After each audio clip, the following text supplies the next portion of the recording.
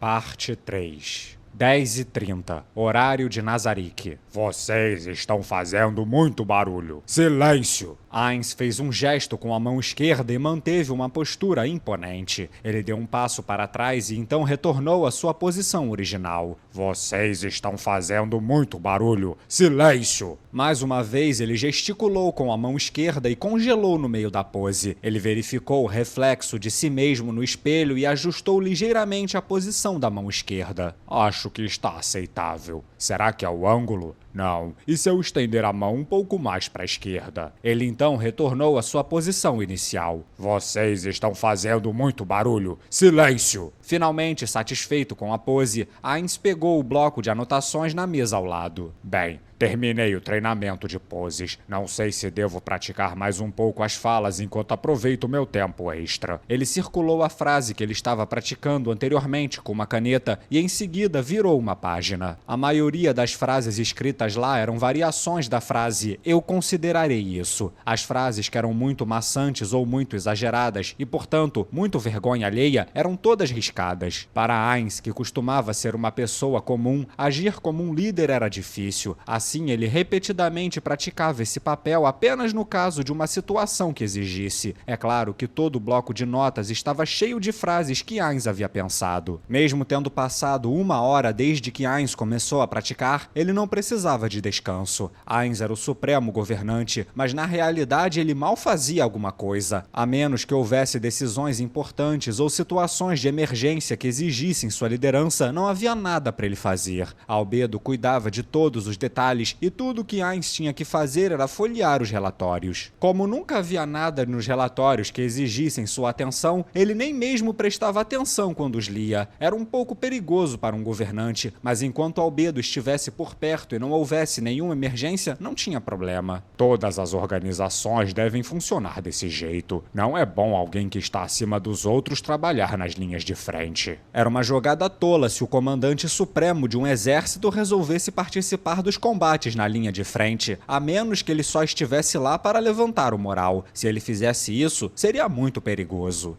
Eu estou começando a achar que eu deveria desistir desse negócio de aventureiro e começar a reunir conhecimento para lidar com situações de emergência. Eu sei que preciso treinar minha mente também, mas o que eu devo fazer? Quem vai me ensinar? Eu não posso arruinar a imagem de Ainz Ongon que todos acreditam. Todos dentro de Nazarick respeitavam Ainz como um governante absoluto e se ajoelhavam diante dele. Isso era um fato. Ainz recebia respeito de seus subordinados que seus antigos companheiros haviam criado, que eram de certa forma como se fossem seus filhos. E assim como um pai não pode respeitar as birras de seus filhos, ele também não podia trair suas expectativas. Foi por isso que ele estava praticando sua atuação, na esperança de que pelo menos pudesse desempenhar o papel de alguém digno. Claro, Ainz estava plenamente consciente de que isso era vergonhoso. Caso contrário, por que ele teria trancado a porta e proibido tanto as empregadas quanto os assassinos de 8 lâminas que entrassem? Às vezes ele até enfiava o rosto no travesseiro e gritava quando não aguentava mais. Algo adequado para o grande soberano de Nazarick, uma forma digna de respeito. Ainz sentiu como se fosse começar a vomitar sangue enquanto folheava as páginas. Ainda havia muitas outras frases que ele havia inventado em seu tempo livre e a linha de chegada estava longe da vista. Ainz Ongon era um morto-vivo e as emoções acima de um certo limite seriam suprimidas. No entanto, minha mente precisa de férias. Os remanescentes de Suzuki Satoru estavam cansados da fadiga mental e um grito de "estou farto disso" estava prestes a sair de sua boca. Porém, Ainz silenciou aquele grito com um rangido de dentes. O que eu estou fazendo? Preciso trabalhar dando tudo de mim. Depois de se repreender por tentar fugir, os olhos de Ainz se encheram de uma nova força e ele se olhou no espelho novamente. Mas de repente, um ruído digital soou perto dele. O som via de uma pulseira em seu braço esquerdo e era como música para os ouvidos de Ainz. Ele desligou o sinal súbito e suspirou profundamente. Bem, não há nada que eu possa fazer se o tempo acabou.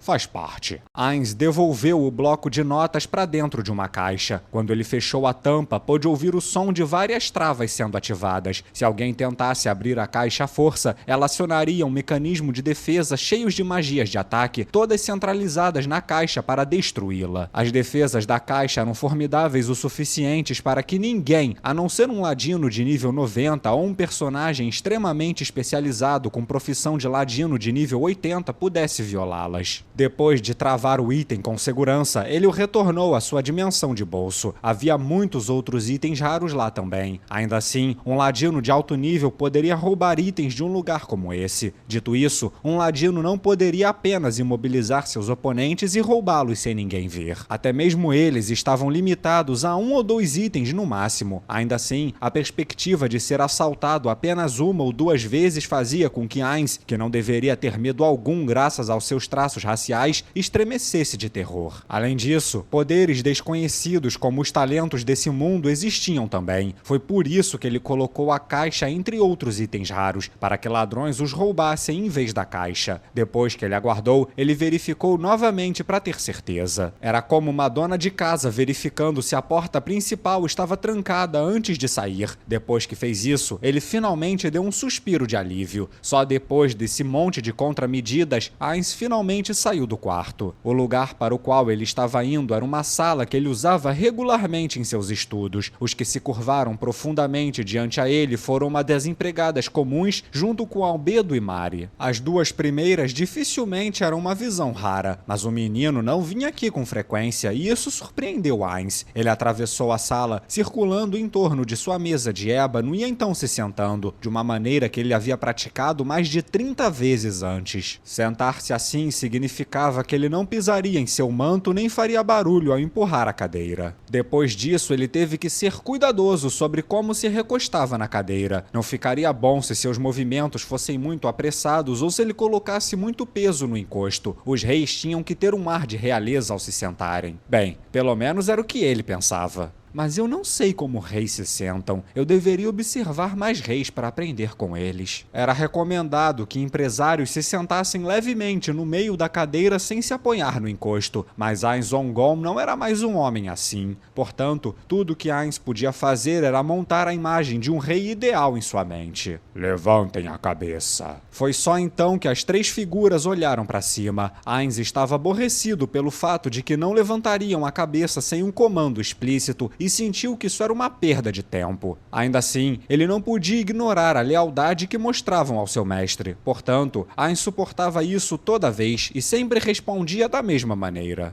Então eu vou começar com uma pergunta. Mari, o que deseja? Sim. Mari provavelmente estava nervoso, então sua voz falhava um pouco. Ainz sorriu. É claro que não havia como seu rosto sem carne se contorcer em um sorriso, mas ele ainda fazia o melhor que podia para exalar um ar de bondade. Talvez Mari tivesse sentido isso, mas deu um suspiro de alívio. Ele parecia bem menos travado agora. Eu trouxe isso. Ainz não era um superior cruel que simplesmente iria perguntar o que ele trouxe. Já que Mari tinha se dado ao trabalho de trazer até aqui, Ainz deveria receber em mãos. Por tudo o que sabia, poderia ter sido uma ordem que ele mesmo havia dado e esquecido. Perfeito.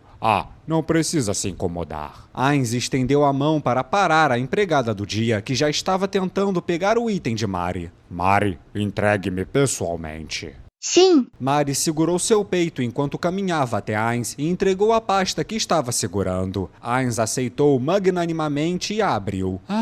Esse aqui é aquele manifesto que eu enviei, não foi? Todos os 3 guardiões circularam que iam ao convite de Ainz. Coquiltos deveria ter enviado um lacaio para me entregar isso. Sinto muito por ter te causado esse inconveniente, Mari. Não foi problema nenhum. Coquiltos-san estava ocupado, então eu que insisti em ajudá-lo. E além disso... Mari acariciou o anel em seu dedo anelar esquerdo.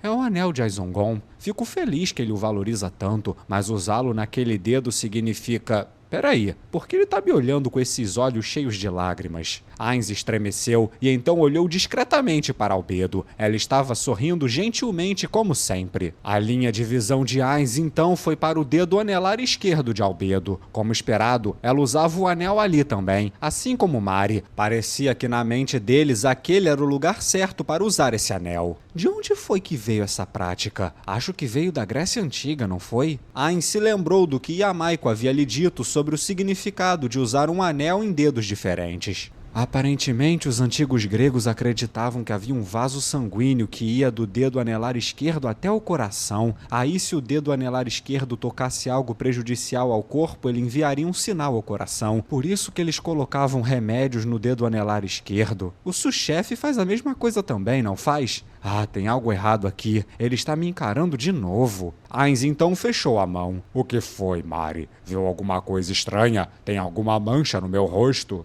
Ele escolheu suas palavras com cuidado, certificando-se de que sua resposta não soasse como escárnio. Não, de jeito nenhum. Eu estava simplesmente admirando como o senhor é incrível, Ainz-sama. Eu sou incrível, é? Ainz inconscientemente acariciou seu rosto ossudo.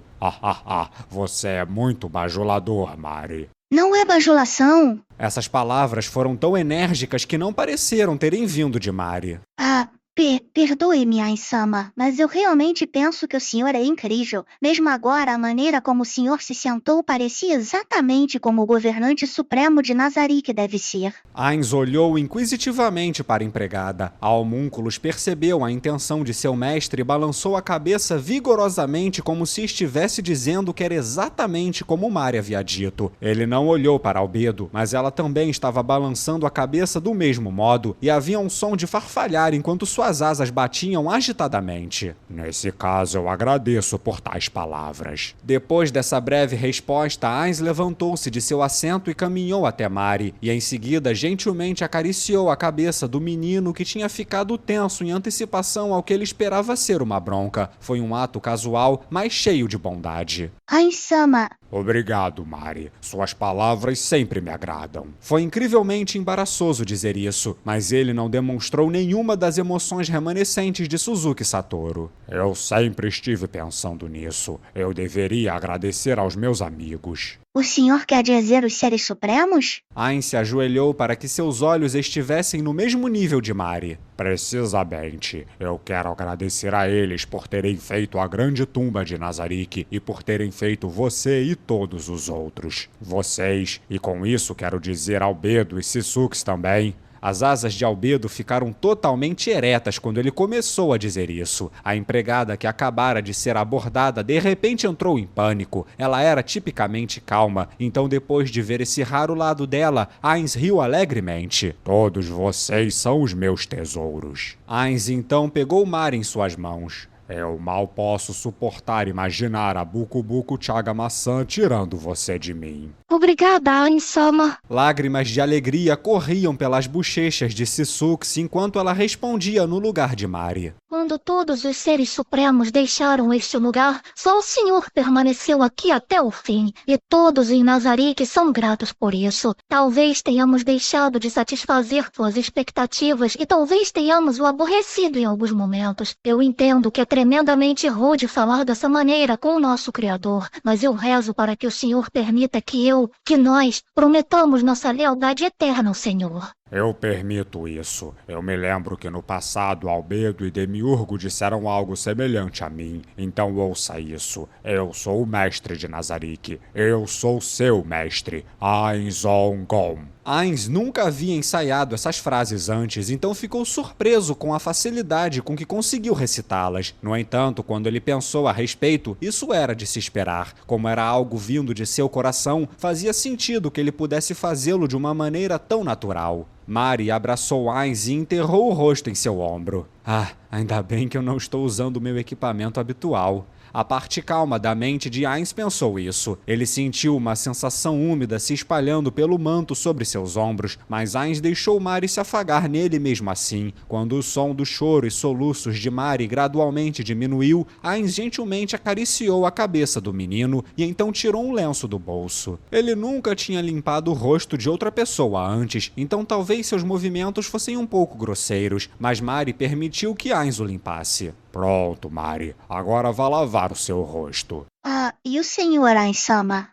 Eu vou para Irantel depois disso. Eu preciso encontrar o chefe da guilda. Eu estava adiando porque é algo bem chato de se fazer, mas não posso mais ficar empurrando com a barriga. Então, Ainz olhou para Albedo, que havia permanecido em silêncio esse tempo todo. Seus longos cabelos cobriam o rosto, então ele não conseguia ver que expressão ela estava fazendo. No entanto, o tremor sem parar de seu corpo foi o suficiente para jogar terror no coração de Ainz. A imagem de um vulcão emanando fumaça à beira da erupção passou por sua mente. O que há de errado, Albedo? E então, naquele mesmo momento... O quê? O campo de visão de Ainz mudou quando ele sentiu um impacto em suas costas. Naturalmente não doeu. O corpo de Ainz só poderia ser ferido por meios mágicos. Ele não sentiu nenhuma dor do impacto leve de cair no chão. No entanto, os remanescentes de sua humanidade o fizeram fechar os olhos em reflexo. Esse desenvolvimento repentino o deixou incapaz de pensar. A composição mental dos mortos-vivos significava que eles não entravam em pânico nem coisa do tipo. Então essa confusão deve ter sido os remanescentes da mente de Suzuki Satoru. Mas o quê? Ele abriu os olhos e viu que os assassinos das 8 lâminas estavam no teto. Em outras palavras, ele estava de costas no chão. Quando percebeu isso, Ainz imediatamente tentou se levantar, mas alguma coisa estranhamente macia estava prendendo seu corpo inteiro, e graças a isso era muito difícil de se mover. Mas isso é impossível. Meus itens me concedem imunidade a penalidades de movimento, como ficar preso. Eu teria que ser libertado assim que fosse imobilizado. Em outras palavras, tem alguém usando alguma técnica muito poderosa contra mim. Ainz checou ao redor para ver qual era a forma de vida suave que o estava prendendo, e como esperado, era Albedo. Ainz-sama... Albedo estava montada em cima de Ainz, que estava preso no chão, e o empurrava para cima e para baixo com a pelvis enquanto ele tentava se levantar. O que é isso? O que está acontecendo? Eu não consigo aguentar mais. Albedo de repente abriu os olhos. Suas pupilas douradas chamejantes enviaram um arrepio na espinha de Ainz. O que você está dizendo? Albedo ignorou a pergunta em pânico de Ainz e levou as mãos para frente de seu vestido como uma mulher em sites de entretenimento adulto. Ela tentou arrancá-las, mas não conseguiu movê-las. Roupas mágicas são tão irritantes. Eu preciso de uma habilidade para destruí-las ou então tirá-las normalmente. Albedo, acalme-se. Saia de cima de mim. Ainz pensou em empurrá-la com sua força, mas Albedo era uma guerreira de nível 100. Além disso, sempre que Ainz tentava afastá-la, suas mãos faziam contato com algo macio e suave, então ele não podia usar sua força total. As mãos de Albedo então se moveram, procurando remover o manto de Ainz. Ei, não tire minhas roupas. Pare de mexer seus quadris. Espere! A culpa é sua, Ainz-sama. Eu tenho suportado isso por tanto tempo, mas o senhor disse aquilo e eu agora não consigo mais me segurar. É tudo culpa sua, Ainz-sama. Eu só preciso de um pouquinho, só um pouquinho do seu amor. Vai ser rápido, vai acabar antes mesmo que você cuide os assassinos de 8 lâminas no teto. Se Albedo tivesse escolhido esse momento para repreender Ainz por ter mudado a sua narrativa de personagem, talvez Ainz tivesse perdido a vontade de resistir a ela. No entanto, Albedo parecia que ia comê-lo por inteiro, então ele não sentiu culpa alguma, mas sim o terror de alguém que estava prestes a ser devorado. Isso o fez lutar ainda mais desesperadamente. Foi só então que seus subordinados, que tinham ficado aturdidos com o desenvolvimento repentino, finalmente entraram em ação. Albedo-sama enlouqueceu! Os assassinos de 8 lâminas desceram como se fossem um do teto. Tirem ela de cima do Ainz-sama! Não tentem imobilizá-la! Ela vai escapar imediatamente! Apenas a afastem com força bruta! Estamos com problemas. A força dela é absurda demais. Eu não esperava nada menos da supervisora guardiã. Mari-sama, nos ajude, por favor. Sim, certo. No final, Ainz foi libertado e depois de suavizar suas vestes amarrotadas, ele olhou para Albedo, que havia sido agarrada pelas mãos e pés pelos assassinos de 8 lâminas, e então ele disse: Albedo deve ser confinada por 3 dias como punição. Os assassinos de 8 lâminas então arrastaram Albedo para fora da sala. Ainz-sama, o senhor está bem? Eu estou perfeitamente bem. Albedo sempre foi tão estranha assim? Será que ela comeu alguma coisa esquisita? Com certeza, demônios não precisam comer nem beber, mas não é como se não pudessem. Quando Ainz fez essa pergunta, Mari desviou os olhos. Entendo. Não, quer dizer... Bem, muita coisa está acontecendo com ela. Pelo que sei, talvez seja por estresse reprimido do trabalho. Ainz levantou-se e chamou a empregada. Ele recuperou sua dignidade, que antes estava espalhada pelos ventos, e então falou em um tom de comando. Convoque Narberal e Ramsuki. É hora de partirmos para Erantel.